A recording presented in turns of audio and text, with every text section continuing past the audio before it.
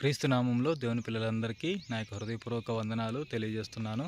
ప్రియులరా, మేము మా సొంత ఊరికి వచ్చాము. ఎందుకంటే దేవుడు మాకు ఇచ్చినటువంటి ఈ స్థలంలో ఒక మందిరాన్ని నిర్మించాలని చాలా రోజుల నుంచి మేము ఆలోచన కలిగి ఉన్నాము. దేవుడు అట్టి ఆలోచన మాకు అనుగ్రహించాడు.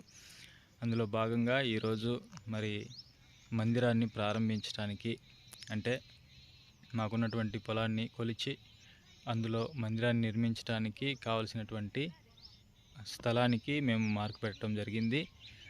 ఈ సంతోషకరమైనటువంటి వార్తను తెలియజేయడానికి నేను ఎంతో సంతోషిస్తున్నాను. దేవుడు అట్టి ధన్యత మాకు ఇచ్చినందుకు మేము దేవుణ్ణి ఎంతగానో స్తుతిస్తూ ఉన్నాను. సమస్తమైన మహిమ, ఘనత, ప్రభావాలు మన దేవునికే చెల్లునుగాక. ఆమెన్.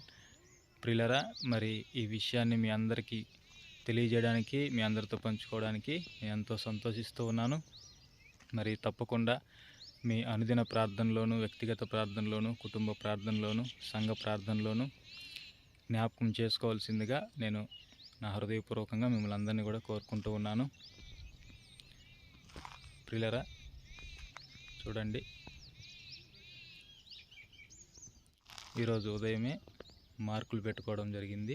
రేపటి నుండి మేము పనిని ప్రారంభించాలని ప్రియులరా మేము ఆలోచన కలిగి ఉన్నాము.